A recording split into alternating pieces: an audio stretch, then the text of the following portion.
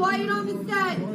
Camera speed. Sound production. Roll sound. Rolling. Sound production. Take 2. Welcome to the I Remember Liking That Movie podcast. Remember those childhood movies you loved? Now, we're going to watch them again and find out if they're still as amazing as you remember. Or, your father was right. You were an idiot, and everything you watched was stupid. So buckle up, movie aficionados. Over-the-top gore? Check. Over-embellished action? Check. Gratuitous nudity? Double check. Storylines so absurd you could drive a semi-truck through those plot holes. Oh yeah, some of those movies didn't even know what a movie plot was. And that's the way we liked it. Now, here's your hosts, Anna Santos and Jimmy Coates.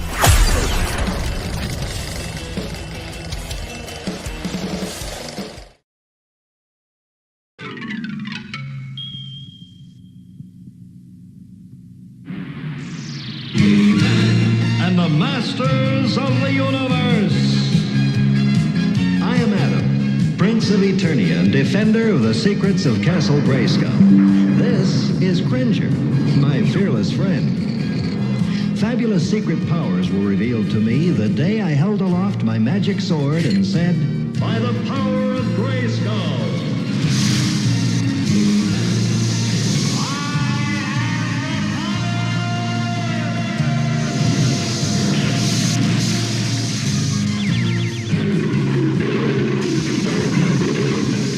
Became the mighty Battle Cat, and I became He-Man, the most powerful man in the universe. Only 3 others share this secret. Our friends, the Sorceress, Man-at-Arms, and Orko. Together we defend Castle Grayskull from the evil forces of Skeletor.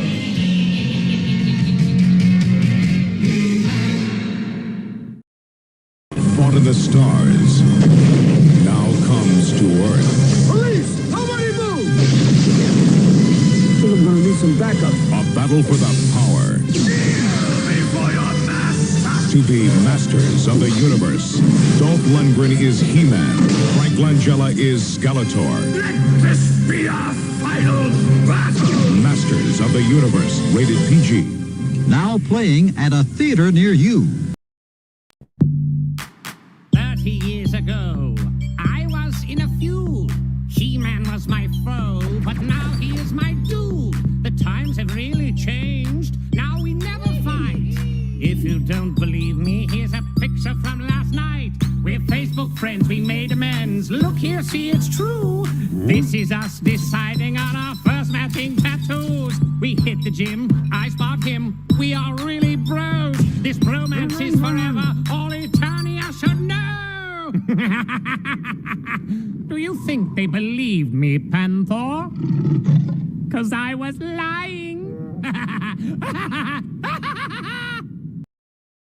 This toy comes with something that can really open up a kid's imagination. Its own legend. He-Man! Skeletor is his enemy. It's the Masters of the Universe collection. And for my kids, the legend begins here with Castle Grayskull. It holds the powers of the universe. He-Man, Skeletor has captured Castle Grayskull. We must stop his evil power. To Grayskull! Defeat He-Man's forces, but leave him to lead. Here I am, Skeletor. He-Man! Skeletor is getting away! But Castle Grayskull is safe with us. Nothing's safe while Skeletor is out there. And so the legend continues in this Masters of the Universe collection. And in the imagination of my kids. Look for it. It's new. From Mattel. Remember, a selfie taken by an orphan is technically a family photo. Until we meet again. You audiences have already discovered a new hero. It's action. It's nothing but action. Skeletor! Skeletor! Skeletor is a madman. He's bad. Great movie. Dolph Lundgren is He-Man. Frank Langella is Skeletor. It was so much like Star Wars, and I love Star Wars. He-Man's hot. Masters of the Universe. Rated PG. Starts tomorrow at theaters everywhere.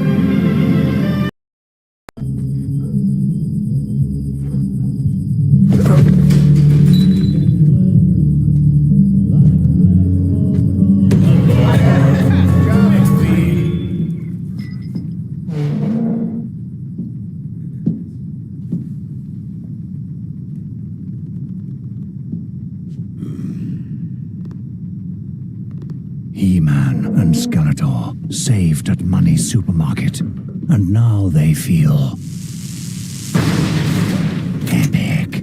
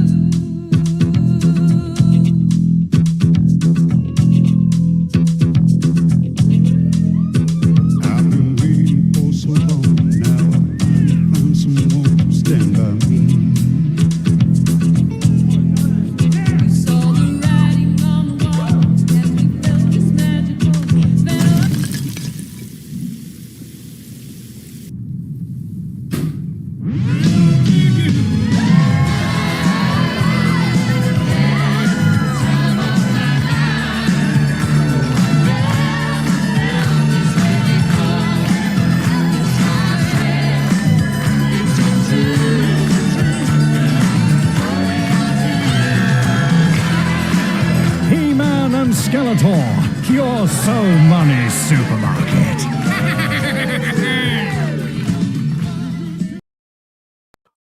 Welcome to the I Remember Liking That Movie podcast preview of 1987's Masters of the Universe. Dun, dun, Starring dun. Dolph Lundgren. And I did not realize what is his name. Give me 1 second here. Oh, first off, I'm sure we talked about this before the preview, but did you watch the cartoon when you were a kid? Oh, God, yeah. Yeah. So much. Not only did I watch a cartoon, but I had the toys too. I always wanted the toys. Yeah, and I have come this close from buying them now. Like, I've come real close to just like buying the toys now and just like fulfilling that childhood dream. I get it. Yeah. Frank Langella? Yes. Yes. One of the best Draculas, but he has Mhm. done so many. Like, he is such a good actor. He And is. he plays Skeletor. Yep. And what do you remember about this movie? I remember almost nothing about it. Oh, okay. I can tell you right now, I probably saw it a max of like 3 times, all in the early 90s. So it's really, I It's been a remember it while. being like cheesy and bad. Like that's what I remember it being cheesy and bad. And I remember thinking to myself the second and third time that I watched it, why am I watching this again? But I also felt like it was very almost comforting because it is from like hardcore childhood. Like you're just like He-Man was the shit, Oh, yeah. as For a was few years She-Ra. there. Oh, my Yeah. God. Oh my God, everybody was into it, and I mean, the cartoon was amazing, and then they did the movie, and then you were like, "Why did you do the movie?"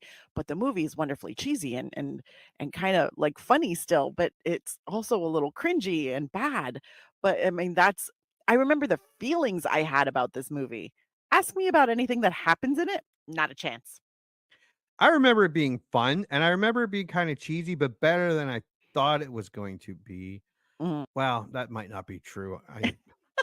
When I first saw this, I didn't go to the theaters or anything to see this. This would have been a rental or on TV. Mhm. And I think at the beginning, I remember it being cool. Then I remember seeing it again in the 90s. I probably saw quite a few times in the late 80s.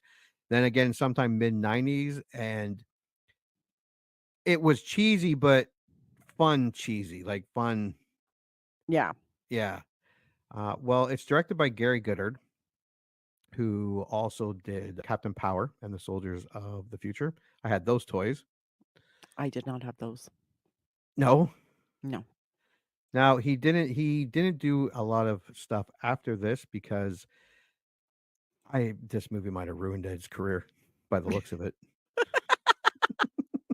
guess he didn't direct another movie after it. Yeah, just some TV and wrote some stuff. But it also stars Courtney Cox. Yes, I just saw that. I remember thinking, "Oh my God, Evil-Lyn is hot" when I was younger. Tila is Chelsea Field, Mm-hmm. and she was in like The Last Boy Scout, Commando, Harley Davidson, The Marble Man. She's been in a lot of stuff. Yes. And it also has Billy Party, who does he play in it? Gwildor. Yes, and he was in Willow and Legend and Under the Rainbow. Another person that has been in quite a few movies. I feel like he also did an episode of Murder, She Wrote. And then, of course, Dolph Lundgren as He-Man, which I remember he being fine as He-Man. I could be really wrong. No, I think he was fine as He-Man too. Like I don't I think remember. I think his look, because this was the movie right after Rocky IV, where he played Yeah. Ivan Danko, who didn't have a lot of lines. But yeah, he definitely has the muscle and the look of a Yeah. Like barbarian. I think with this movie, it was definitely an overall just cheese factor. It wasn't necessarily that there was any one thing that was like so bad, but you were like, this could have been done better. Well, let's look at the box office. Released August 7th, 1987, with a budget of $22 million, it had a domestic total of $17.3 million. Had international, I don't know where it went in, but it made $313 Sorry. internationally. So wherever it went, a couple people went and saw it. They probably didn't speak English and were like, "Hey, what's this? Let's go see this." Well, that was fucking bad. Word of mouth did not work wherever this went. No. So yeah, it was a loss. It opened at number 3 with $4.8 million behind number 1, Living Daylights, James Bond. That was now in its second week. Number 2, newcomer, Stakeout with Richard Dreyfuss and Emilio Estevez. Yes. Which I remember liking that movie. I remember liking it too. Yeah, it did open ahead of newcomers Back to the Beach, which I fucking loved. Back to the Beach. That's with Frankie Avalon and Annette Funicello, but it was the goofy comedy. Oh my God, I think I have that on DVD. Where they take their son and he has the switchblade hair thing. And yes. Frankie Avalon is always trying to smack him. Yes. Yeah. I love that movie. I don't know why, but in the 80s, Back to the Beach was one of the funniest movies I ever seen. Oh, 100%. That's one we should watch. Who's That Girl with Madonna? Oh, I remember that movie. But to be fair, I think in 1987, this was when He-Man was taking a nosedive, both commercially, toys, cartoon, and people just didn't give a shit about it, obviously. But it was also competing with La Bamba, awesome movie. So good. The Lost Boys. So good. RoboCop. Love that one too. Summer School. One of my favorite movies of all time. Yes. And the following week, it dropped to 6th place as new end of summer movies Can't Buy Me Love.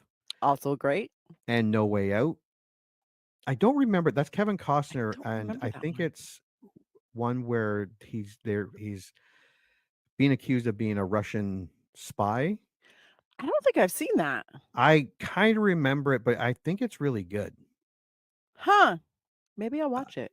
Those came out, but it was still ahead of newcomers Disorderlies. That was the Fat Boys movie, one and only movie. Oh, shit. Where they play the orderlies. And Monster Squad, one of my favorite childhood movies of all time. I don't remember that one. That's the one. It's kind of like Goonies meets Dracula, Werewolf, and Frankenstein. I don't think I've seen that. Oh, we should definitely watch that movie. Okay. So I won't watch it before we do a podcast for it. In its third weekend, as Born in East LA with Cheech Marin and Dirty Dancing was released. Master of the Universe dropped to 10th place. By the fourth weekend of release, it had lost almost all its theater counts. It did stay in a handful of theaters for another 18 weeks. Sweet, with his co-author and nephew David Wecker, details the creation of Masters of the Universe toy line, its rise to the immense popularity and dizzying crash. So profits fell from a peak of 400 million in the U.S. sales alone in 1986 to a mere 7 million in 1987. Yeah, the problem is that they wrote this movie and made this movie when it was at its peak And by the time it came and out, released it when it had already dropped in popularity. yeah, because if toy sales are at 400 million in 86 and this came out when toy sales are at 7 million, Yeah. you just lost everybody. If it came out a year earlier, this Oh, movie might have done better. oh, definitely. And it would have made at least $320 internationally. Yeah, there would have been one more One more ticket sale. one more Mexican or Peruvian or Croatian. someone, wherever it was released Someone. international, where it made Yeah. $312. I would love to know where that was. I want to know where too. If anyone can tell us where this aired internationally, we would love to know. Thank you. Yeah. All right, let's go to the tale of the tape. August 7th, 1987. It is considered a fantasy, rated PG, and comes in at an hour and 45 minutes. That feels like a lot of movie. Yeah. Taglines. From a distant galaxy, they have come to Earth. That's shitty. That's fucking stupid. Who came to Earth? He-Man? Uh-huh. A battle fought in the stars now comes to Earth. Okay, that's a better one. The punctuation is all fucked up. Yes. And I just copy and paste their. Yeah, I know it's not your fault. The live action motion picture. That's not a fucking tagline. Only the universe could hold adventure this big. That's a tagline. That's a good tagline. Yeah. That's it. That was the one. Yeah. When the evil Skeletor, Frank Langella, am I pronouncing that right? Frank It feels Langella? right. Yes. Langella. Finds a mysterious power called the Cosmic Key. He becomes nearly invincible. However, courageous warrior He-Man, Dolph Lundgren, locates inventor Gwildor, Billy Barty, who created the key and has another version of it. During a battle, one of the keys is transported to Earth, where it is found by teenagers Julie, Courtney Cox, and Kevin, Robert Duncan McNeil. That name sounds familiar too. Star Trek. Voyager. Yes, correct. The guy who flies it. Yes. Yes. On Okay. Paris. Yeah, I knew the name sounded familiar. Such a nerd. Now both He-Man and Skeletor forces arrive on Earth searching for the potent weapon. See, even as a kid, when I watched this, it wouldn't have been in 87. It would have been, I don't know when. But even though I wouldn't have been into He-Man by then, this still would have looked cool or sound cool at least. Yeah. And here's the poster. Yeah, a battle fought in the stars now comes to Earth. Dolph Lundgren, Frank Langella, Master of the Universe, and then it has Skeletor's head above, and then below is He-Man, and then the two teenagers, in the city skyline, the two teenagers holding the key. It's okay. It's not bad. Yeah, it's all right. It's not great, but it's not bad. Yeah. All right, let's go to Rotten Tomatoes. 28 critic reviews. This movie comes in at 21%. It's not great. No. 25,000 audience reviews comes in at 41%. A 20% difference, but yeah. Critic consensus is Masters of the Universe is a slapdash adaptation of He-Man mythos that can't overcome its cynical lack of raison d'etre. Raison d'etre. What a dick. No matter how admirably Frank Langella throws himself into the role of Skeletor, that I remember. I remember thinking Skeletor was freaking cool. Kind of hard. I could have been just not be cool. A dumb kid, so who knows? All right, you may start with the fresh. I am ready. Sitting somewhere tonally between Star Wars and Flash Gordon, Masters of the Universe demands to be taken on its own terms and remains an enjoyably kitschy lark throughout. Josh Winning, Radio Times 3 out of 5. Not Kishi. Not Kishi.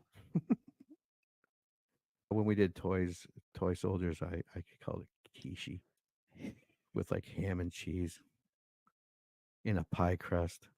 Sure, Masters of the Universe is a movie based on a TV series that was developed to sell war toys to children, but it's a whole lot more. This is pyrotechnical submerged sexuality at its intergalactic best. Betsy Pissick, Washington Blade. Submerged sexuality. Okay, Betsy, don't promise me sexuality and then I'm going to watch He-Man and I'm going to be like, where's the sexuality? Is it just because a lot of people are not wearing pants? Like, is Oh, that that it? could have been it because he's got big oily muscles and stuff. Yeah. Yeah, but I mean, I think Betsy is just living in the gutter. I think she And just like, yeah. this doesn't sound super positive. I think she watched a way different movie than we are about to, or She watched took the it a porn different. version. Yeah, been there. Every go ahead. Everyone knows how the battles will turn out. It's what's between them that raises Masters of the Universe ever so slightly above the mediocre. Johanna Steinmetz, Chicago Tribune, 2.5 out of 4. Jesus Christ! Even the good reviews aren't that great. No, they're not. Slightly above mediocre. It is by no means a masterpiece, but it still possesses some keen schlock value for fans of 80s cinema. Felix Vasquez Jr., cinema crazed. That's the closest thing to great. Godard does a good job of bringing the characters to life. A treat for the fans. Caffeinated Clint, movie hole, 3 out of 5. That's it. All right, I will start with the rotten. A derivative mad splice of Back to the Future prom anxiety and Terminator's time jumps with added 80s garnish. What the fuck does that? Eddie Harrison, filmauthority.com, 1 out of 5. Whatever that means. I am it's trying not so hard good. to put those words together and put together like an image or a vibe for that, and I can't. Back to the Future prom anxiety probably means the teens. Terminator time jumps means the bad guys coming back. And then 80s garnish just means everything. It's all 80s stuff around it. And then it's all derivative. But it's not good. Not in a good way. Out of 1 out of 5. Yeah. Interesting. If not for the superb villainy of Frank Langella, who plays the evil Skeletor, Masters of the Universe would be as barren as an asteroid. Roger Hurlburt, South Florida's Sun Sentinel. With Masters of the Universe, the latest numbskull entertainment from the creators of Castle Grayskull, He-Man makes the transition from animation to live action. Taking a live actor along for the ride might have helped. Burn, Dolph Lundgren. Desmond Ryan, Philadelphia Inquirer, 1 out of 4. Harsh. It is exceedingly difficult to make convincing live-action versions of cult cartoon strips, and this big screen version of the momentarily popular TV series is one of the least successful attempts. David Parkinson, Radio Times, 2 out of 5. Wow. Yeah. Harsh. Little kids at play have come up with craftier plots, better characterization, and convincingly more spectacular effects, provided their mothers let them play with matches. Rita Kempley, Washington Post. That was kind of good, though. Oh, that was a good one. The first film to be based on a line of toys, this might not be the last, but it'd take something awful to replace it as the worst. William Thomas, Empire Magazine, 1 out of 5. Wow. It's not bold. Damn. Does not bode well. No. If nothing else, we can probably thank Lundgren for ensuring that there will be no more Rambo movies in the near future because he has obviously depleted the world's supply of body grease. Bob Morris, Orlando Sentinel. I'm guessing he looks greasy. Oh boy, they lubed him up for this one. IMDb, the voice of reason. Nope, 45,000 user ratings, 5.4 out of 10. Kind of a little over 50-50. Wow. Slightly above mediocre. You may start. Amazing movie for us kids in the 1980s. 10 out of 10, Red Line, 0007. Now, I'm not total movie buff. Oh, okay, yeah, like I said, I just copy and paste. But I know what I likes, and I likes this. 9 out of 10, Patty 0192. The second most wonderfully cheesy movie of all time, FYI, Flash Gordon, 1980, is the cheesiest. 8 out of 10, Bowman Blue. Love Flash Gordon from I went to the theater. No, did I get no? I did, but it was a re-release. I had family come over from England Yeah. and they wanted to watch it but I love Flash Gordon. If I it's haven't cheesy, that's fine. If it's Yeah. so bad it's good type of area, that's okay too.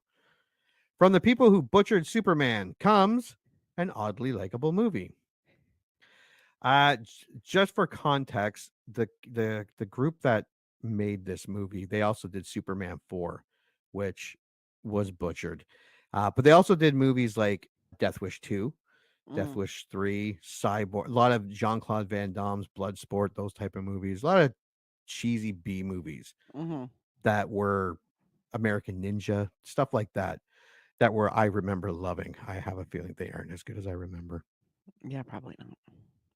Don't expect too much and you'll be pleasantly surprised. 6 out of 10, Necrodemian. There we go. Courtney Cox. He. This movie's got Courtney Cox. 5 out of 10. Vomitron G. That does not feel like a constructive review. No. Oh no, Skeletor's got stormtroopers. Give me a break. I used to watch the old He-Man cartoon and I can tell you this, there were no laser guns. 4 out of 10, Dragon GK2. It's amazing what you can do with no budget and no effort. 3 out of 10.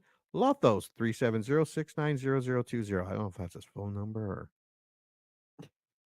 I was a kid and obsessed with He-Man and I still thought it sucked. 2 out of 10. 9. almost all of you should be ashamed of yourselves. 1 out of 10. Furadam? Furadame? 200. Wow. All right. It's not looking good. I'll be honest. All right. Well, let's watch the trailer and we'll make our predictions. At the far end of the universe, there is a planet ruled by a being of utter evil.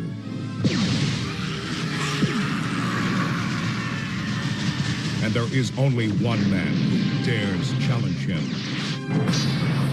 They are locked in a battle to the death. A battle that will take them across the heavens. Stop him! A battle that will finally be fought I want them hunted down and brought to me! across the face Police! Nobody move! of Earth. I think I'm gonna need some backup. Can you show us the way? Of course. No.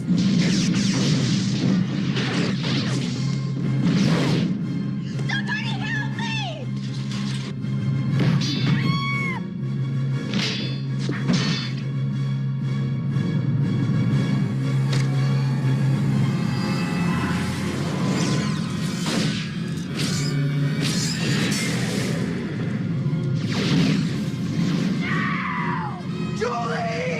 From a distant galaxy, they have come to Earth. Dolph Lundgren as He-Man, Frank Langella as Skeletor. Only they have the powers to be masters of the universe. Live the adventure.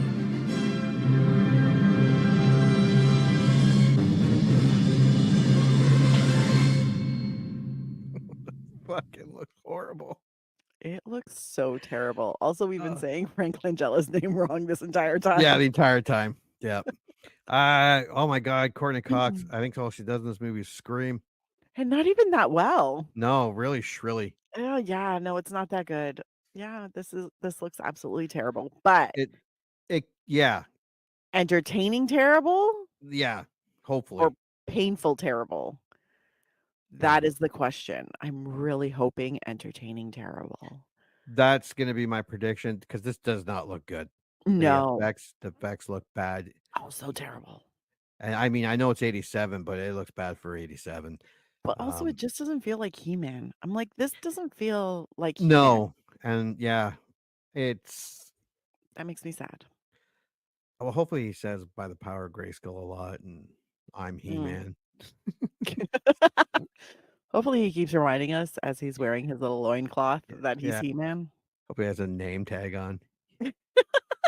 hello and then He-Man written on it.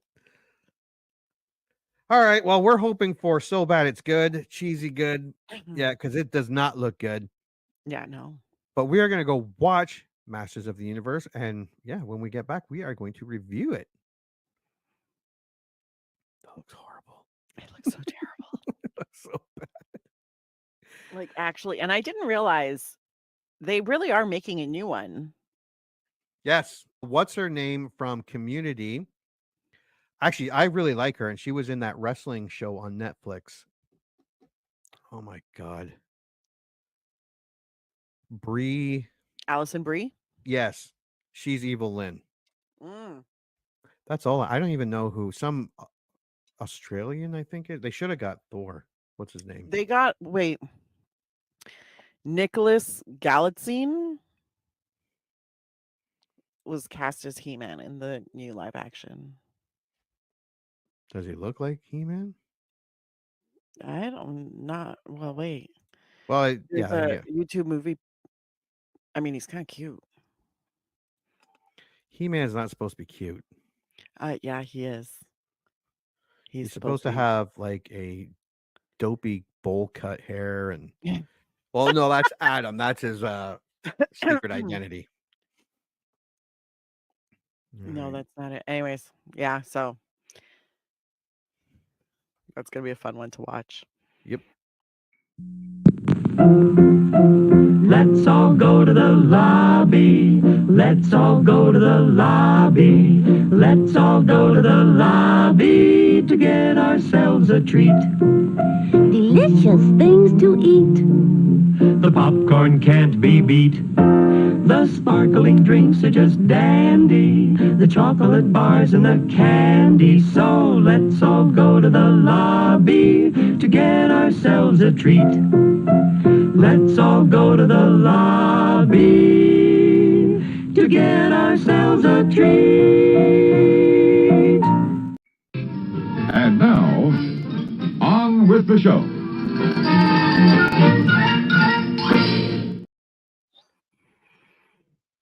What the fuck was that? In my defense, everyone, Anna picked this movie. Liar. Honestly, though, I spent so much of the movie going, no wonder I remembered none of it. No wonder I blocked this out. The weird thing is, though, it was super reminiscent of the cartoon. Like, it felt very cartoony. Cartoony, yeah. Yeah. So I was like, did they also every single creature really felt like a life-size toy. Yeah. Yeah. And I was like, but it felt weird because I'm like, you're trying to tell me this is a real ass like movie with real ass people, and it feels like you literally just made like a cartoon, but just this movie is special. Yeah, it's something. Okay, so what's your initial thoughts? Okay, my initial thoughts. This is an incredibly overly melodramatic, over the top, badly written, ridiculous movie. And kudos, you're muted. Special kudos to the writer, director, possibly even the producer, for giving Dolph Lundgren the least amount of lines they could possibly give. I think that was on purpose. I think that was like the man never talks. I think that was an executive decision because when he did talk, it was like, oh, jeez. I had no idea. I Wow. was like, I thought he had like an accent, and I was like, I'm not getting accents. But every time he spoke, he had a different accent, and I was Actually, like, I don't know what's it going comes on. up in trivia. Oh, fantastic! Yeah. Like actually, there's a couple good trivia ones. One, until I read the trivia, I was familiar with the actor. Yeah. But I didn't realize, and then we'll get to that. My initial thoughts is I'm not sure what I just watched. I mean, I know what I just watched. And if you're listening and saying to yourself, I remember being it pretty good, you are wrong, sir. or ma'am, whatever. If you're listening to this and saying to yourself, I remember it being pretty bad. Oh no. It's much worse than you remember. I promise you.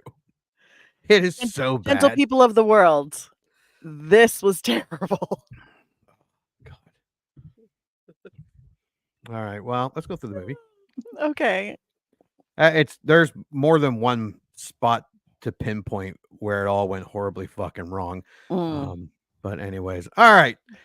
On the planet Eternia, the warlord Skeletor seizes control of Castle Grayskull, the center of power in the universe. So they had this big voiceover prologue where the sorceress is the keeper of the power and He-Man keeps the power and evil at bay. Then the opening of Superman plays. Yes. That's the music. It sounded exactly like Superman. Like they didn't even try to hide it, change it, or alter it. Honestly, I was listening to it and I was like, did they copy this? Well, they bought the rights to Superman because they made Superman 4. Yeah. So I'm like, they're like, well, why? No, but the music, they would have a separate rights agreement with the movie. Yeah, you would think. But you don't buy the rights to the music independently unless that's what they did. So what they would have to do is change it just enough so that it no longer qualifies, but they still have to pay the composer. It's like a whole thing, and it's way more work than it's worth.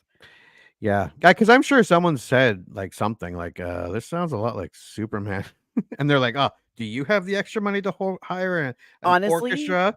If this was a blockbuster hit, like international worldwide, I guarantee you there would have been a lawsuit.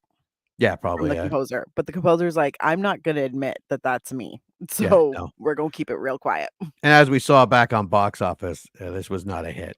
It was not. And yeah, Now we know why. Okay. And then after all of this, we cut to He-Man and the Sorceress having completely failed.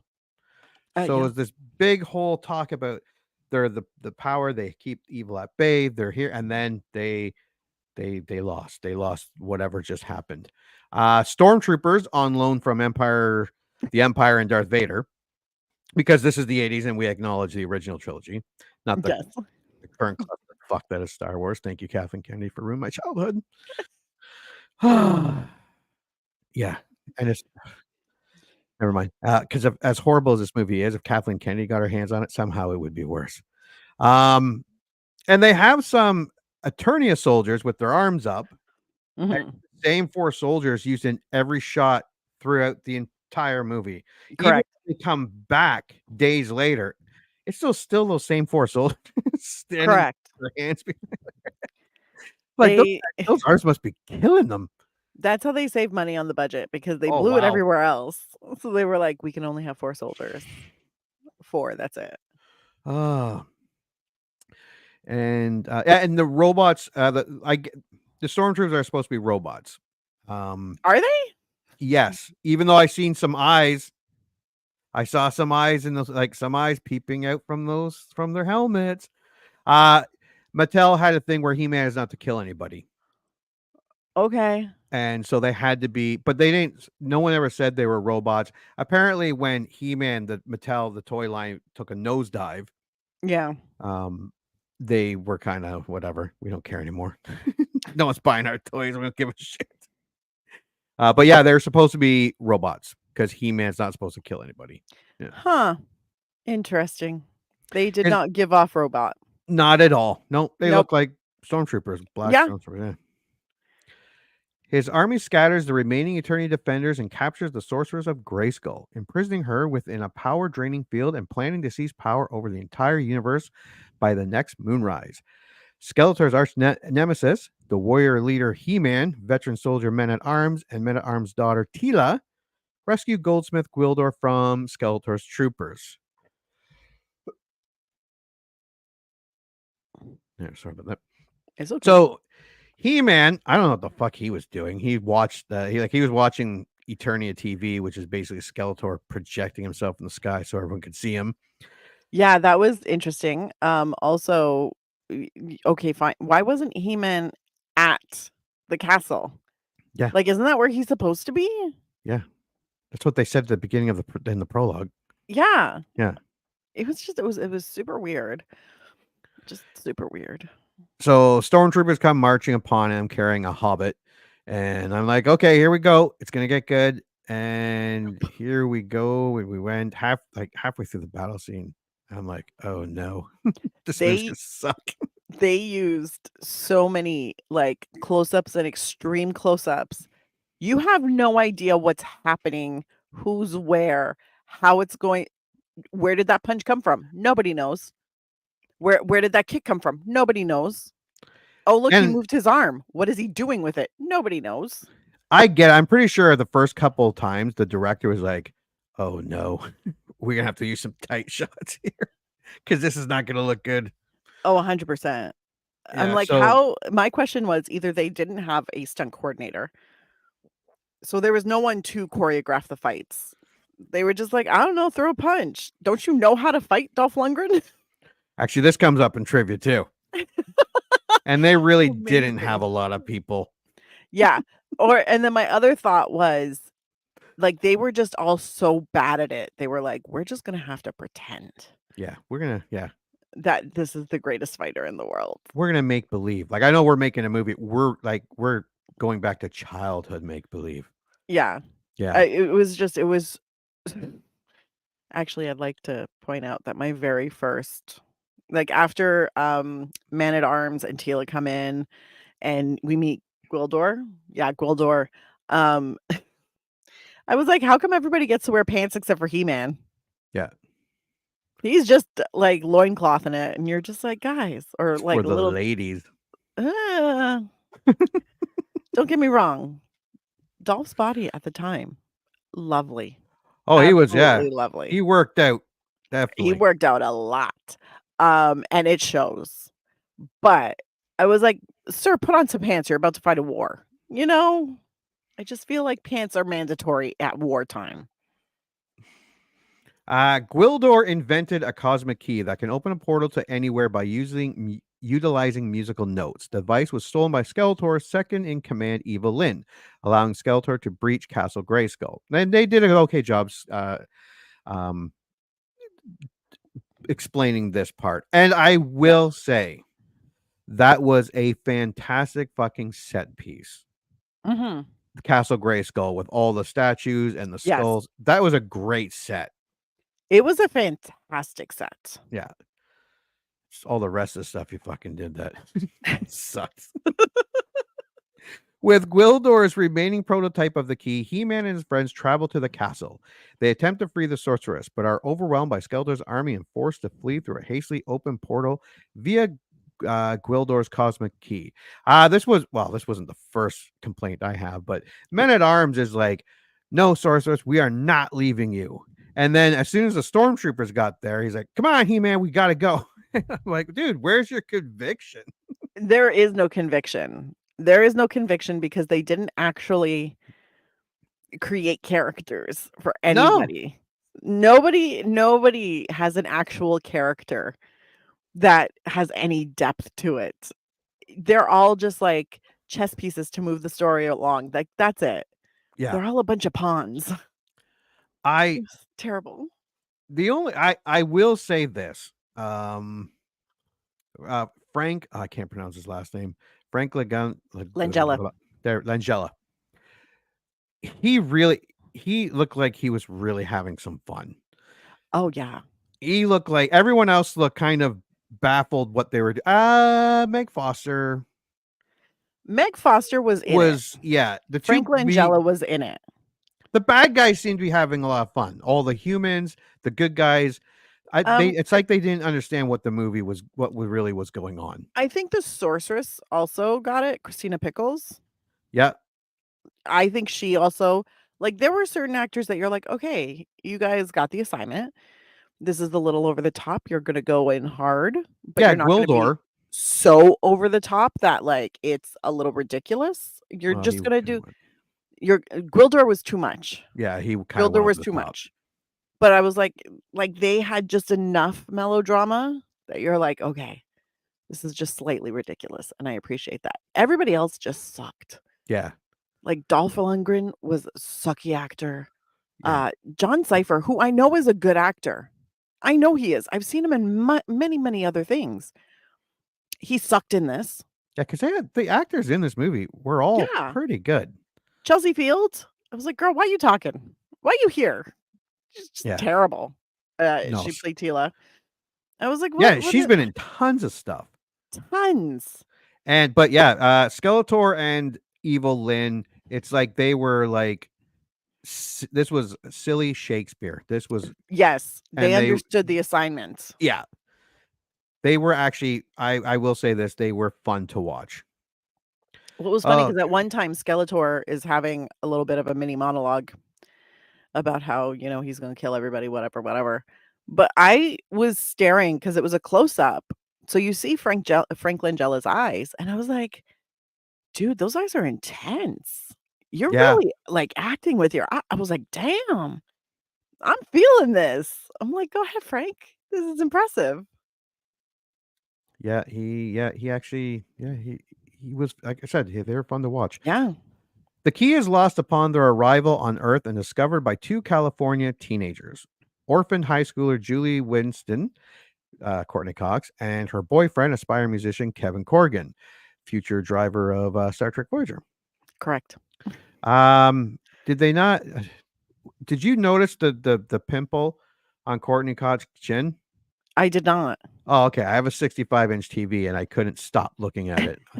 Like, Jesus Christ, That's makeup probably people. why. I gotta get a smaller TV. I watched it on my 32, I think, inch monitor.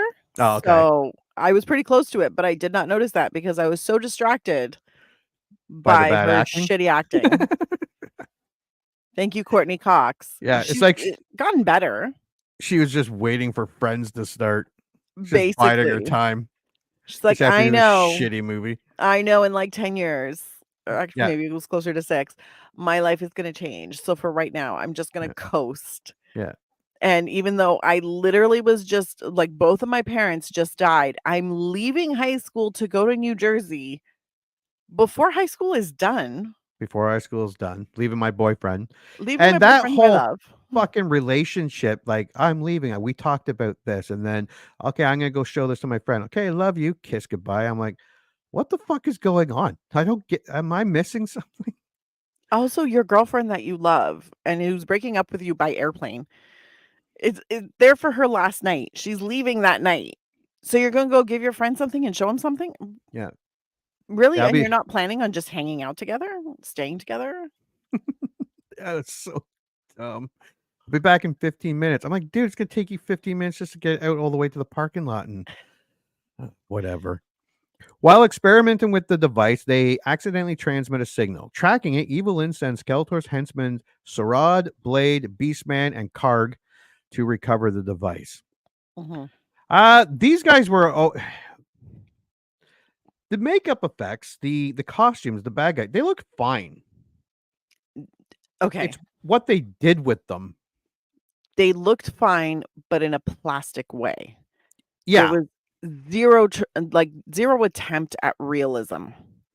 So they were definitely going for like life-size toy, which I get, but it added another level of almost impossibility to the movie. Yeah. I'm just like, yeah, because if you're listening, you remember playing with the toys. Their arms only went up and down. Their legs only, and that's kind of how the movie played like you almost played with the toys. Like there was no real like action, there was no real stunts, there was no real, it was like they were coming with it on the spot. And these actors were burdened with these costumes and they really could not move properly, and it looked fucking horrible. like it was a really weird, this movie has the weirdest vibe to it because it's cartoony. And when I say cartoony, I'm not talking about like when they did a live action version of like Disney movies. Yeah. Where like I'm like, no, they take the feel of a cartoon and they just made it with real people. Yeah. But it still feels like it was drawn. So I was like, this is weird. And then some of the movie, like it just kind of felt really weird and disjointed and just off. And I was like, this is really reminding me of Spaceballs. Because Yeah. even though I love Spaceballs, It very much has like a this scene is a gag, this scene is a gag, Yeah. this scene is a gag. Love it, entertaining. Very The fake, very cartoonish. Yeah. Yes. So that's what this I was like, if Mel Brooks did He-Man, this is what we'd get. It'd be pretty But close to this. funny. Yeah, it'd be a lot funnier It'd in be a like a lot ha-ha funnier. way, not in Yeah. like, "Oh my god, this sucks" kinda way. But yeah, they once the villains show up, and they go to fight He-Man and track him down. More shitty fight scenes where there are too many close-ups, where you don't know who's hitting who, or where the hit is coming from, or how the fight is working. Like, it's just it's so weird. Well, they have like the Blade guy, and he's like, "Oh, I've been waiting for this He-Man," and you don't know why. This is covered in trivia. And it seems like there was a lot of backstory, and you maybe should have started the first movie, Yeah.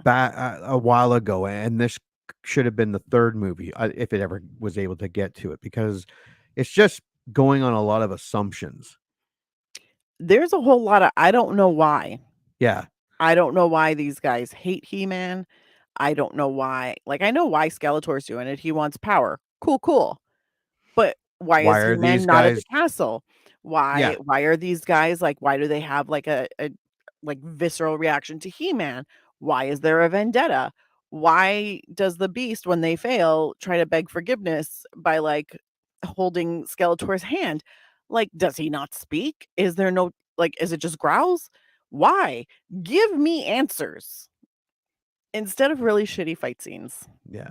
And this movie did borrow a lot from Star Wars, from the Stormtroopers to the Empire Strikes Back has the lineup of the bounty hunters that are going after Han Solo. This movie has the bounty hunters going after He-Man, which Yeah. is fine if it was good. Would have been a lot better if it was good. Yeah, exactly. Kevin believes the key to be a new Japanese synthesizer and takes it to a music store run by his friend Charlie. At the school, Skeletor's henchmen arrive through a portal and chase Julie. And Courtney Cox screams a lot in this movie. Who is rescued by He-Man while he and his companions search for the key. Yeah, so they Can we talk chase. about her screams? Oh god, so fake, so loud. They're horror movie screams. Yeah. I'm like, this This is is- not you just found a dead body. This is, oh my God, somebody's trying to kill me. Very different screams. However, she uses those exact same screams in Scream every time, and it's become a hallmark of it for every movie that she does of the Scream franchise. There's always one scene where she finds a dead body and she does that scream. So when she did it in this movie, I was like, there's no dead body. Why are you screaming? No, she only has one level. One. Yeah, just one scream. That's all she can give you. And that's all she does give you. Yeah, She's not even trying. The henchmen retreat to Grayskull, where, incensed by their failure, Skeletor kills Sarad and sends the others back to Earth with a larger force under Evil-Lyn's command. Yeah, the poor Snake dude. He didn't even say anything. Nope. He got killed. He did not get a line, but he got to wear all that makeup for like 12 hours a day, probably for 3 weeks. And Evil-Lyn had some sort of comment or opinion, so Skeletor sent her to go get the key and bring back He-Man. Yeah. Kevin returns to the school to find police investigating the damage caused by Skeletor's men and no sign of Julie. Kevin is taken to Julie's house by Lubick, a detective investigating the disturbance. This was I like this actor. I liked him in Back to the Future. And he played kind of the same character here. And it was a bad representation of a detective. It terrible. Yeah, it was. That's not how they would act. Not at all. But anyways. He was unhinged. His character was unhinged. Yeah, and he had a gun. Like, don't get me wrong. I mean, that's partially the argument of everybody who wants to defund the police. But I was like, this is exceptional. Like, this is not just the regular, like, run-of-the-mill unhinged. Because you see that kind of unhinged in all the security guards, the mall security guards, who always would tell you, yeah, no, I tried to get into the police academy, but they wouldn't let me in. Yeah. I didn't pass the psych. So I'm gonna come here and yell at you. Yell at Honestly, yeah. kids. He yelling at everybody, and I'm like, "Sir, you get paid less than I do, and I sell tea." But anyways, that's not the point. The point is that like it was mall security guard who didn't get into the police force unhinged. Yeah. And I was like, "Why is this guy so manic?" There is no fucking reason. He's investigating a fire. This guy, like Kevin literally looks at him and says, "My girlfriend was here. Yeah. There's nobody here. That's her bag. Well, you're coming with me. I've got questions. Well, let me see where she is. Well, let's go to her house." I'm like, "The fuck? So dumb. What?" And he's like I'm like, "Are you accusing him of something or not? Like, do you think he set the fire? Are you?" And then when they get to the house and Julie calls and he picks up and they're talking in code, I'm like, "Why? Yeah. Why? Like, why are you What? trying to hide? This makes no sense. The No. man is with you. If she was at home, he would have been with you if she was there. Why are you talking in code?" Yeah. Yeah. I'm pretty sure they had not one police officer on set too. There were no consultants on this. None. Not one. Not one. Nobody consulted. They find no trace of Julie, but Lubick is suspicious of the key, which he suspects Kevin may have stolen. He confiscates it and leaves for Charlie's store to verify Kevin's story. Evil-Lyn and her team break into house and interrogate Kevin regarding the key's location using a mind control collar before pursuing Lubick. Julie and the Eternians arrive and release Kevin from the collar, then pursue Lubick and the key. They arrive at Charlie's store, but Skeletor's forces catch up with them and a battle ensues. This battle was ridiculous. Tila takes Kevin and Charlie and Lubick and Courtney Cox to the back, and lasers are going off, but that door, the drywall, is protecting from the onslaught of laser shots. Yeah. Lasers. And much like the stormtroopers in Star Wars, these stormtroopers can't hit shit. And yeah, this was not, the battle scenes just sucked. These were not good at all. There was a lot of like random shooting. Nobody was aiming. Everybody was just standing up and like shooting everything. And I'm sitting there going, this doesn't make sense. Like nobody's even like really looking at it. Move your eyes where you want to shoot. They're just like shot.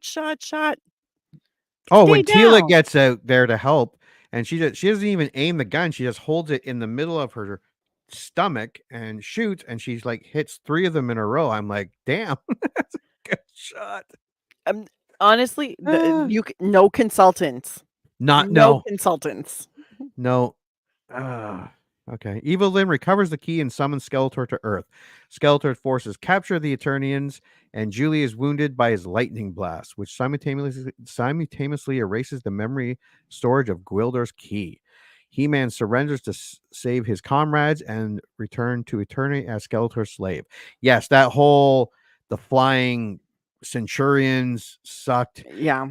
Wow. Very low budget 80s. Like when they moved over buildings, like you could tell it was kind of just like a picture.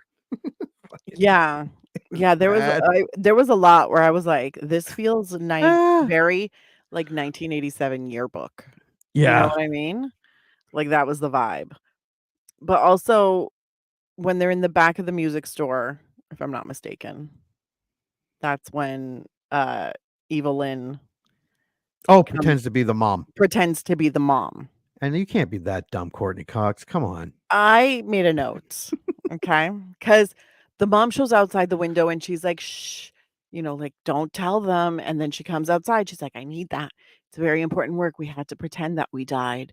We faked our own deaths so that we had to do this important work. And we need that thing that's inside.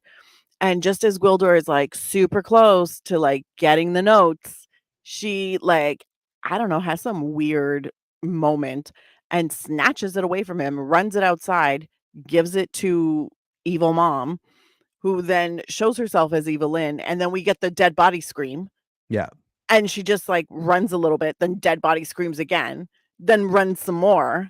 And Evil-Lyn just like turns around and walks away, right? Yeah. So my note was her dead mom shows up in the middle of this fight.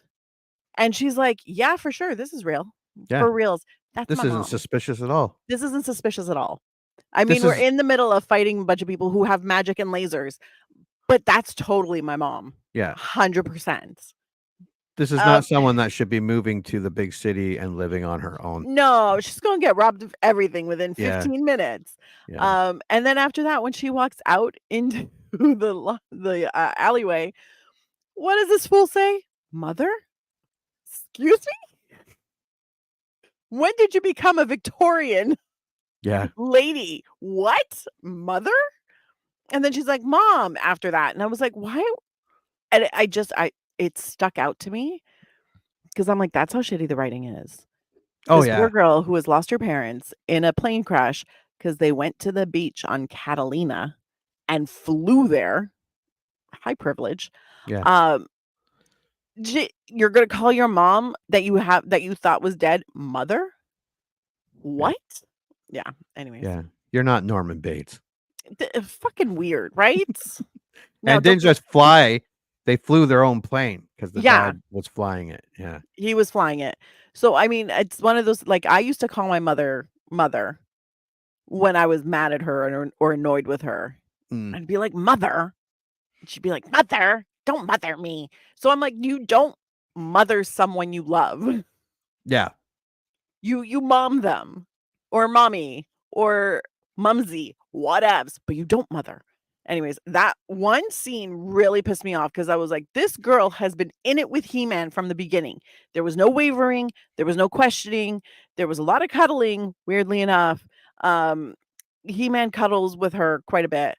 And then all of a sudden she's like, oh no, my dead mother has risen from the grave and she's here to steal this piece that everybody's searching for with lasers. And I believe her. Yeah. What? Yeah. Plus, yeah, He-Man likes the high school girls. He-Man. I think Dolph Lundgren's like current fiance or wife is literally like half his age. So Do you know he's a genius? I believe that. He's a university professor or something like that, and he's actually apparently like his IQ is off the charts. Ooh, Dolph Lundgren's new wife is 27 years old. Oh, good for you, He-Man. She was not even born when this movie came out. Thank God. He probably makes her watch it too on the regular when she's being bad. Get downstairs and watch Masters of the Universe. Oh, I'm sorry. Don't make me do it. Evil-Lyn recovers the key and summons Skeletor. Skeletor forces capture the Eternians and Julie's wound. All right, here we go. He-Man surrenders to save his comrades and return to Eternia as Skeletor's slave. Skeletor attempts to torture He-Man into submission to make his victory complete, but He-Man refuses to yield. So Blade is whipping He-Man. Yes. Evil-Lyn is visibly turned on by this. I'm turned on by Evil-Lyn being turned on. This was a very confusing part of the movie for me. I'm just glad I was alone when I watched it. The moment arrives for Skeletor to receive the power of the cosmos and declare himself the master of the universe. On Earth, Gwildor repairs the key and Kevin recreates the tones necessary to create a gateway to Eternia. The group, including Lubick, as he attempts to arrest them, are transported to Castle Grayskull and begin battling Skeletor's forces. I did like this part where it took the chunk of where they were in Earth and it was all teleported to that was a cool part of the set. That was very cool. Yeah. I was like, well, that kind of makes sense. Yeah. But then at the same time, I was like, then why didn't part of the castle? Yeah. go with Oh, it yeah. The first Because time, before you just walk through. Yeah. Yeah. So I'm like, but cool. It looked great. Also, it gave them cover for the ensuing fight between guns and lasers. Yeah, there's no rules how this key works because I literally yelled at my TV at the end of this movie, and we'll get there. We're almost there.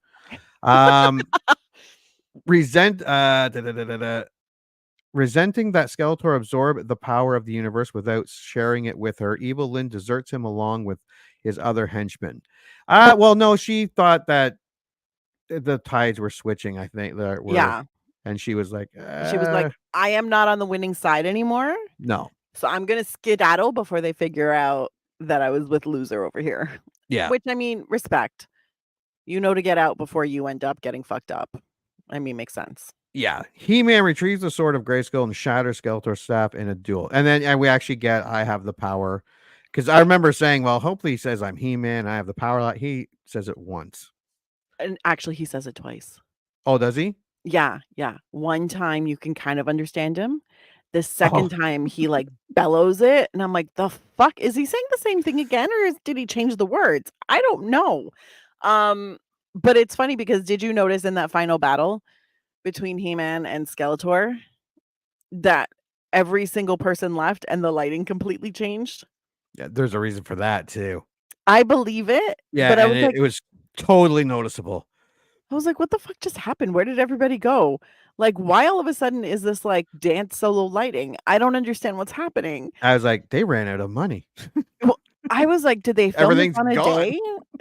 Did they film this at the end of the day? Was this a reshoot that they couldn't get everybody in on reshoot day? I was like, what the fuck is that? And why is the lighting so different?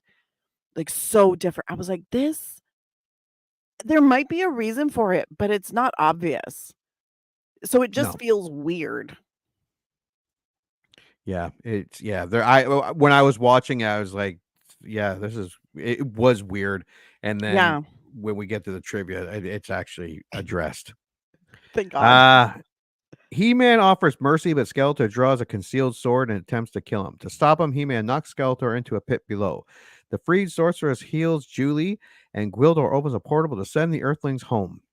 Hailed as a hero for his bravery, Lubick decides to remain on Eternia. I didn't get that part at all.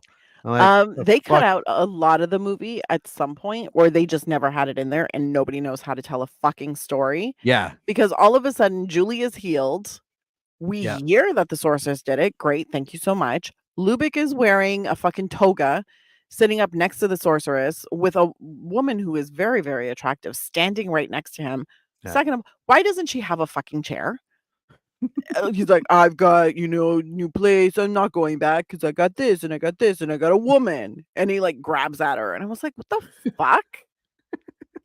You're the unhinged cop. Yeah. I don't understand. I'm guessing he was rewarded for helping shooting some stormtroopers. Because he shot a shotgun a few times. Good for him. He On impeded their progress for most of it. Yeah. Oh, yeah. This is where I started to lose it. On Earth, Julie awakens on the morning of her parents' death and the plane crash. Realizing the key transported her back in time, she prevents her parents from taking the ill-fated flight. I'm like, that's not how the key works. They walked through the key and they walked into sleep. Yeah. That never happened throughout this whole movie. Wherever you walk into, that's where you go. Yeah. And I'm like, that's not how this works. I'm getting so mad. Here's where my anger came from. Because she screams something as she's walking through the portal. Mm-hmm. I could not hear it to save my fucking life. I could not understand I think what it was she to was saying. send us back. Yeah. It was something like send us along. back or whatever. And I was like, what?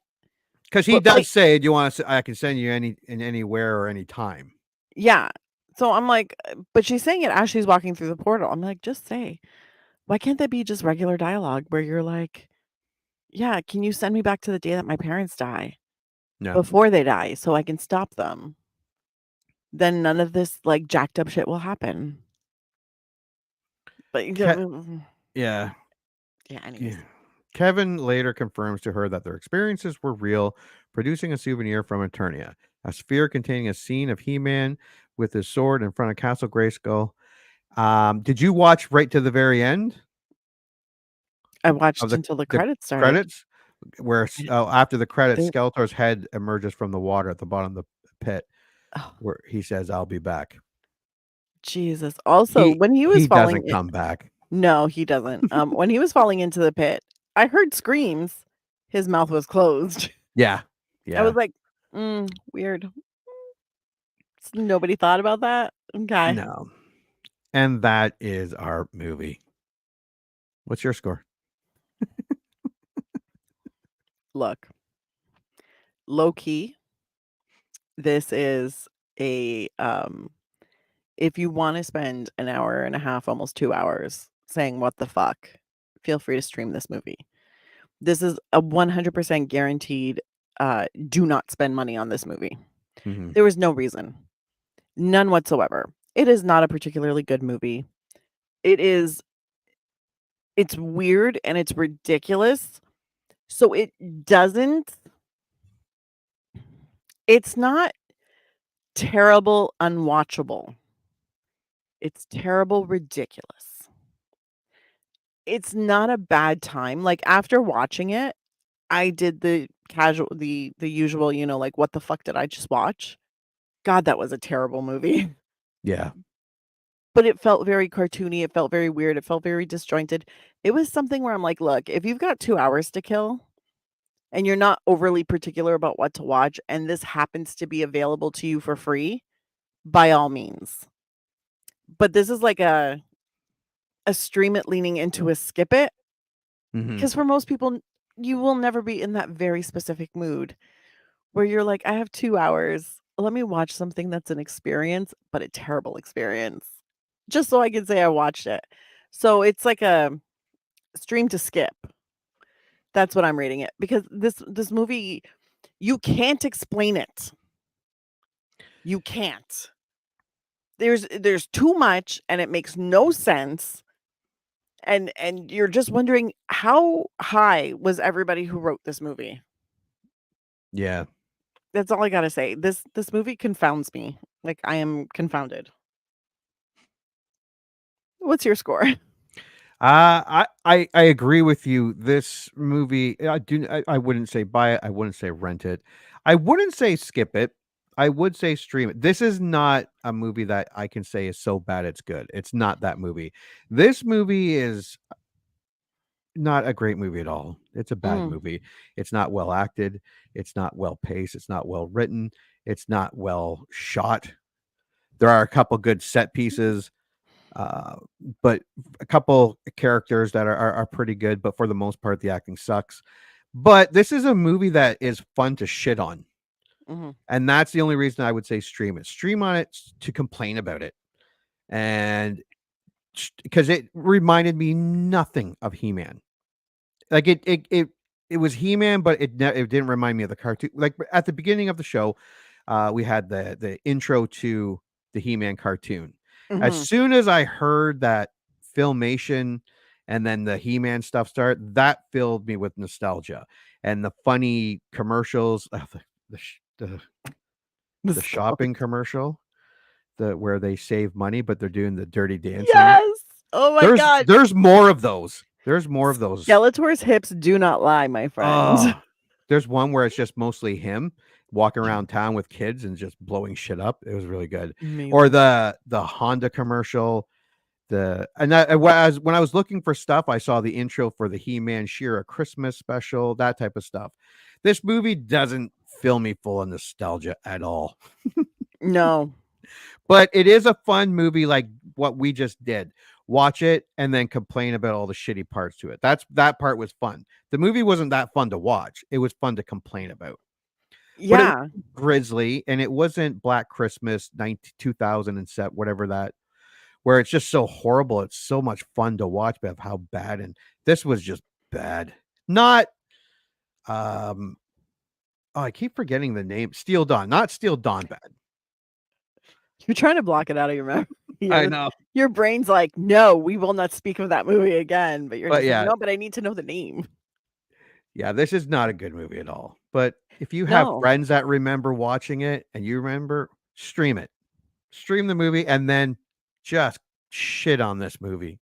You know what? Even if you were just a fan of He-Man, the cartoon, stream this movie.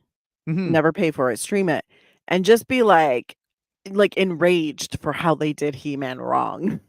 Yeah. Yeah, Like, just be mad about it. 'Cause it's I worth it. really the new movie that's supposed to be coming out, I really hope they hearken more to the cartoon Me too. and not trying to do something. I have not seen any of the new He-Man cartoons. I don't know if they're any good. I haven't watched them.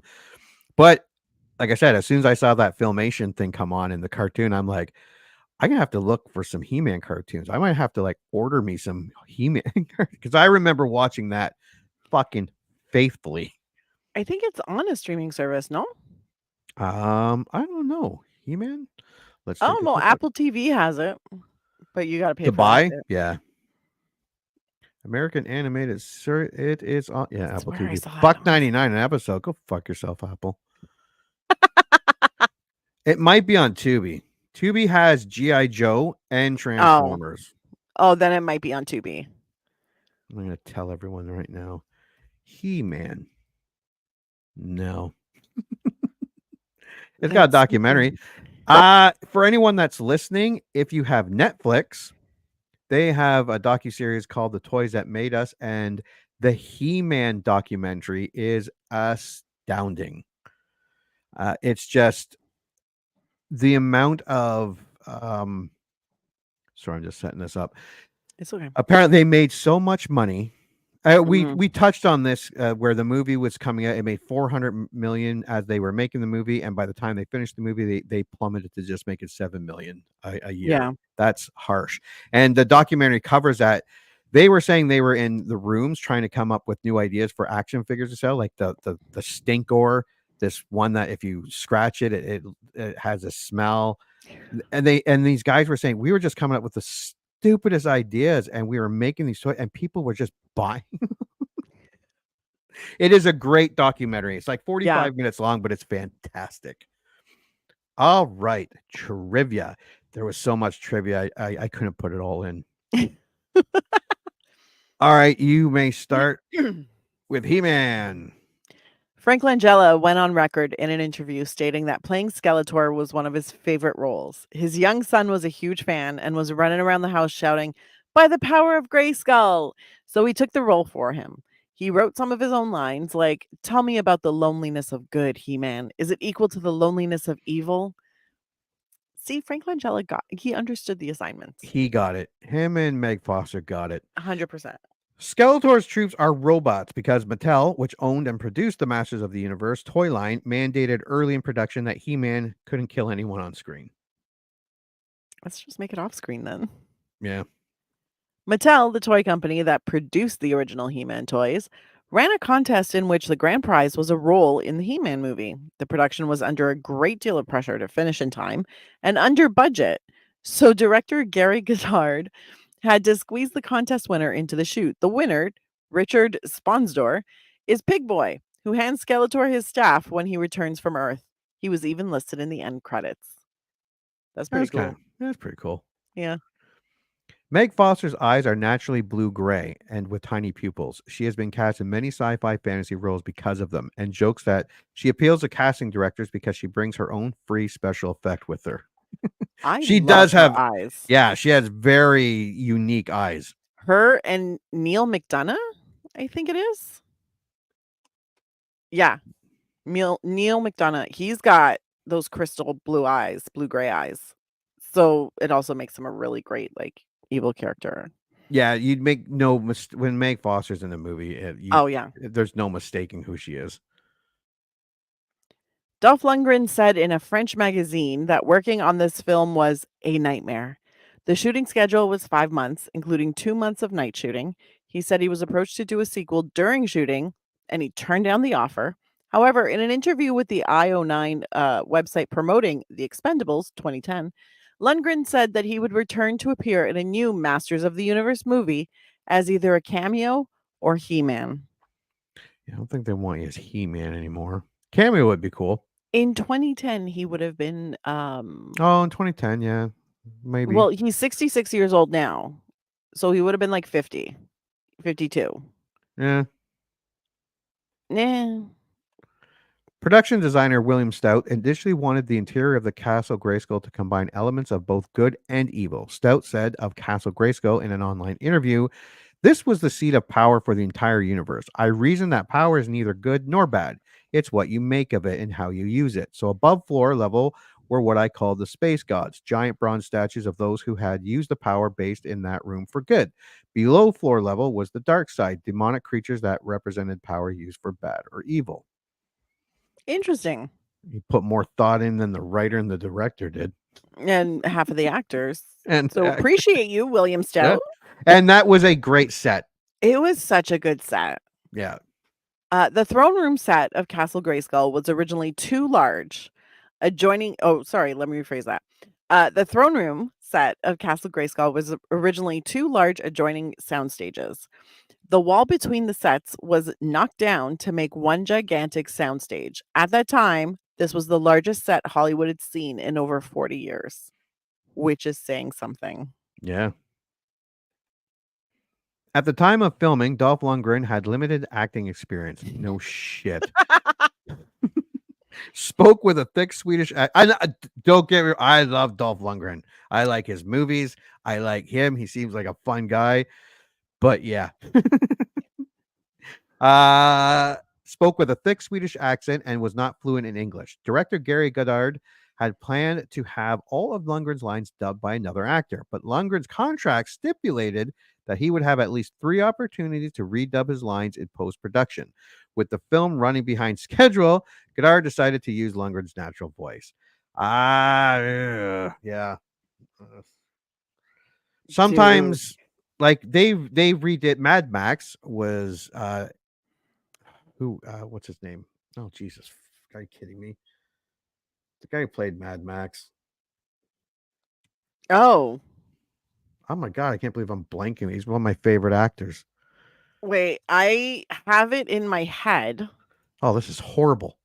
But now I want to confirm it because I'm like, well, shit. Now I'm having like OG Mad Max. Yeah, Isn't that Mel Gibson? Mel Gibson. Oh my God. I had Mel Gibson in my head, but I was like, fuck. If like every 80, like in the 80s and 90s. Oh, Jesus. yeah, I was like, if Jimmy's fucking up, then I must be fucking up in my head. But I was not. I'm super proud of me. Mel Gibson played in the original Mad Max. Well, he played it in 3 of them, but they actually dubbed him. And when you watch the original with his actual voice, his voice was fine. They just were oversensitive, thinking that we wouldn't understand it. This one, they probably should have dubbed it. It's like if you ever hear Star Wars with the original actor using his voice, they made the right decision putting James Earl Jones as Darth Vader's voice. R.I.P. James Earl Jones. Yeah, that was sad. That was so sad. Oh, Anthony DeLongis trained Dolph Lundgren to use a sword. He also choreographed the sword fight between He-Man and Blade and the climactic duel between He-Man and Skeletor. DeLongis, not Frank Langella, played Skeletor during the final fight. I don't know what the fuck you trained him to do, but the fuck was that? Sir. He didn't do a very good job. No, he did not. In an interview with the MOTU movie website, Anthony DeLongis said that his Blade suit was so heavy, over 50 pounds, that when he took his boots off at the end of the day during filming, he would pour sweat out of them. Ew. You'd think they'd give you some breathing. Like, Jesus Christ. No, that seems to be a big problem for a lot of like the thing, like costumes like that, especially like you just end up sweating bullets. Then people are like, really? They can't put like an air conditioner in there? And you're like, how? Also 1987. Yeah, it's 1987. Actors. And he must have been eating like nonstop because he must have lost so much weight. 50 pounds all day for 12, 14 hours and sweating that much. Yeah, he probably had to eat like a horse nonstop. Meg Foster's costume weighed a reported 45 pounds, and the actress sustained bruises to her groin from the breastplate that she wears throughout the film. Foster has said the breastplate, constructed of fiberglass, restricted her movements a great deal, which is why Evil-Lyn is never shown sitting. Foster has also said the discomfort from the costume helped inform her performance, as the weight and design of the costume forced her to puff out her chest during every take, thus generating the character's slinky posture. Honestly, bravo. Yeah. Bravo. Because on that costume, I was like, that must be heavy as shit. Yeah. Beastman's prosthetic teeth were so large that Tony Carroll couldn't close his mouth when in costume. After a while, he would begin to drool, filling his chin piece with saliva. Ugh. gross. Could you imagine when they finally take that off at the Oh, end he's of probably the just drool? drool just pouring off his face. Gross. Oh, that's terrible. This sounded like a fucking nightmare for these people. Yeah. Dolph Lundgren does most of his own stunts in the movie. It There's shows. yeah. Well, That's actually, why no. I take it back. It doesn't show because the man has a black belt in karate and he does a bunch of martial arts. Like he knows how to fight. What the fuck happens? Yeah. I don't think they had a Swedish translator on set. That's what I think happens. Pons Mar particularly enjoyed working with Frank Langella. When in costume, Mar was unable to sit and had to lean against a special board with a hole cut out for his tail. Langella would always stop by to talk to him and ask if he needed anything to read. Oh, that's nice. That's nice. Due to financial difficulties, Canon Films discontinued all filming 3 days before this film's scheduled wrap. All climactic scenes were completed except for the final battle and resolution between He-Man and Skeletor. After 2 months, Canon executives allowed Gary Goddard to film the ending, which explains why it looked all like the it lighting and everyone was gone. there was no one there, and the lighting completely changed. Makes a lot of sense. Yeah. When Blade engages He-Man in a sword fight, Blade says to He-Man, "I've been waiting a long time for this." In Blade's backstory, Blade lost his left eye in a fight with He-Man. Well, how the fuck are we supposed to know We that? have no idea. You could have mentioned it or said, "I want first dibs on him because he took my eye." God, have you never wrote a fucking script before? Even if he had said an eye for an eye, I will take Yeah. yours like you took mine. Boom, there's the line. And then we all know why he's been waiting for this. Simple.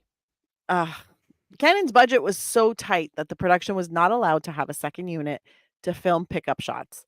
Therefore, every cutaway shot and close-ups of props had to be overseen by Gary Goddard himself. Yeah. Damn. A Masters of the Universe sequel was written and cast but was never filmed. Director Albert Pion proposed making the sequel and a Spider-Man film back-to-back at De Laurentiis Studio in Wilmington, North Carolina. The sets for the two movies were built, the costumes were made, both films were fully cast, and the budget for Masters of the Universe Part 2 was set at $4.5 million. That's a big drop from the 22 they just spent on that thing. Oh, for sure. Mattel approved many of the characters that would appear in the sequel. The only known actor cast for the sequel was surfer Laird Hamilton as He-Man, and the only aspect known about the sequel's screenplay was He-Man returning to Earth disguised as a professional quarterback. Pyun planned to use the same high school sets for Kevin and Julie later for Spider-Man.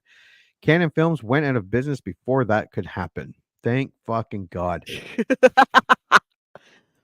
What, you don't want to see He-Man as a quarterback? Well, there was more to it. Skeletor came back and disguised himself as some corporate head of some corporation and who owned the football team. And it was really weird. I'm like, okay, whatever. Oh, Laird Hamilton. Sorry, I just Googled Laird Hamilton because I was like, I know that name and I know his face. And then it was like, oh, that's his face. Laird Hamilton? Yeah, married to Gabrielle Reese. Do you remember her? No. She was a professional beach volleyball player. Oh, he's a surfer. Yeah. Oh, okay. Yeah, I know him. He was cast in this movie. I wonder if he was going to play He-Man. Yeah, that's actually who he was supposed to play. See, I could see that. And he'd probably not do a good job either because he's not the greatest actor. Yeah, no. Anyways, many reviewers compared the movie to the cartoon, but it really was an adaptation of the toys, which initially depicted He-Man as a barbarian in the first mini comics, not Prince Adam or Orko. Ed Pressman was interested in the property before the cartoon was aired and purchased the movie rights for the Mattel characters, not Filmation. Interesting. Yeah, maybe they couldn't do they weren't allowed to do the Filmation cartoon. Yeah. The original concept for Blade was to have him in heavy alien makeup, chainmail, and a black rubber body glove. However, because of the daunting action sequences, Anthony DeLongis feared for his health, so the rubber was trimmed away in the areas that the chainmail would not cover to allow his skin to breathe. The Longos also did not want to wear heavy makeup, so he offered to shave his head instead. The Skeletor mask found new life on the sets of Star Trek The Next Generation, 1987, and Star Trek Deep Space Nine, 1993. As the face of skull-faced alien that Lieutenant Worf often fights on the holodeck. Frank Langella made a series of guest appearances on Deep Space Nine, while Robert Duncan McNeil guest starred on The Next Generation before getting a starring role on Star Trek Voyager, 1995. In addition, Chelsea Field is married to Enterprise 2001 cast member Scott Bakula, and Gwyn Guilford, Julie's mom, is the real-life mother of Star Trek cast member Chris Pine. So many Star Trek Yeah. links. Richard Edlund personally built 3 working cosmic key props. They were extremely fragile and broke down easily, so a special team of prop technicians had to be on hand at all times to repair them during filming. As of 2012, they are valued at $6,000 each. Who the fuck would buy that prop? Guys, give me $500 and in like 3 hours in my garage, I'll build you one. Yeah. The contact lenses that Ponsmar wore were extremely painful and reduced his vision considerably. During the action sequences, because of the dim lighting, Mar could not see at all and had to perform all his stunts blind. That explains so much. Yeah. For the miniature shot set on Earth, the special effects men at Boss Film Studios reused some buildings left over from Blade Runner 1982 and Ghostbusters 1984 to fill out the backgrounds. Huh. Look at that. The original budget of $16.8 million increased to $22 million, making it Canon Films' most expensive film. Wow. A lot of money. Wow. That did not look like a $22 million film. In 1987. A 1987 $22 million film? Nah. Yeah. Nah. According to Gary Goddard, the draft of the script he received took place completely on Earth in order to keep the budget down. Although he liked the fish out of water aspect, he asked for more money so he could at least start and end the film on the planet Eternia. Oh, this is your fault. Yeah. Mattel only released 3 action figures based on the movie at the time of its release: Gwildor, Blade, and Sorad, all of whom came from a mini comic called The Cosmic Key. I mean, makes sense. Yeah. At the 1987 Cannes Festival press conference, producer Menem Golan announced that Dolph Lundgren was set to reprise his role as He-Man and that he had already signed on for 2 more movies. However, Lundgren refused to reprise his role when he was offered it while filming Red Scorpion 1988. In a 1989 interview with Comic Scene magazine, he said that he felt playing He-Man was the lowest point as an actor. The role was recast with surfer Laird Hamilton, but the sequel ultimately never happened. That was your lowest point? I've seen all your movies, dude. I don't know if that was your lowest. Canon Films made their name with low budget but often profitable B movies. By the mid-1980s, they decided to fund a slate of big-budget, high-profile movies. In 1986, Canon was struggling to fund this movie, and Superman 4, The Quest for Peace, both of which used a lot of expensive special effects. Canon had a handful of moderately successful films to counterbalance a few box office flops. But when both films bombed in the same year, it killed their ability to fund future big projects. Canon limped along for a few more years, making low-budget films for Chuck Norris, Charles Bronson, and Jean-Claude Van Damme. They made a profit, but it wasn't enough to clear their debts. They went bankrupt in 1990. Yeah. Oh, Canon Films. Yeah, they made quite a bit of movies. Oh, yeah, these were, yeah. I don't know if you've seen Superman 4. I don't think I have. It's not a great movie. It might be a fun one to watch because it was bad. And this movie, He-Man, they were the 2 biggest movies they ever did, and it destroyed them. Frank Langella wanted Skeletor to look more like he did in the cartoon. Gary Goddard objected to Frank Langella showing off his body, saying he didn't want Skeletor to be sexy. We all want Skeletor to be sexy, okay? Yeah. If He-Man could go around with no pants, I want Skeletor going around with no pants. Make it even. The character Gwildor was created to replace Orko from He-Man and the Masters of the Universe, 1983. Yeah, I'm guessing they didn't have the rights because Yeah. why didn't you just have Orko? Canon Films didn't like the idea of Frank Langella playing Skeletor because he would be wearing a skull mask in the movie and suggested that a bodybuilder should play Skeletor. But Gary Goddard had his way and Frank Langella was cast as Skeletor because he felt he would be believable acting behind the skull mask. And he was. He was, yeah, he was actually, like I said, him and Evil-Lyn were the high points of this movie. That and the big set at the beginning. Mm-hmm. Dolph Lundgren admitted in an interview that he felt stupid about doing the movie and playing a toy. I mean, when you put it like that. The original idea was to set the entire film on Eternia and be much more faithful to He-Man and the Master of the Universe 1983. But since the first draft of the script was set on Earth to reduce the number of sets and strange characters they would need to create. Yeah, so no one wanted to. Sucks. Christina Pickles and Courtney Cox went on to play mother and daughter in Friends. I knew I recognized her, the sorceress. And I did until this. I'm like, and as soon as I read it, I'm like, that's you could see it completely.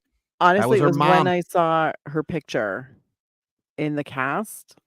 Like, on Google when you see the cast. So I was like, okay, Courtney Cox. And I was like, oh, Christina Pickles. Wait. She played Courtney Cox's mom.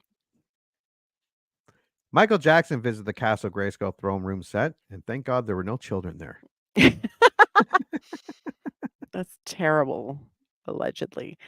Gary Goddard's directorial debut. Oh, sweetie. Yeah, I wouldn't brag about that. Yeah. And that is it for trivia. Is there anything you'd like to add about Masters of the Universe 1987? No, I think I've talked about this movie enough. I have a lot of confusion towards this movie, and I'm still working through it because it's so hard when you watch a movie that's bad and you're like, this could have been good. It had the ability. Decent, yeah. Or decent.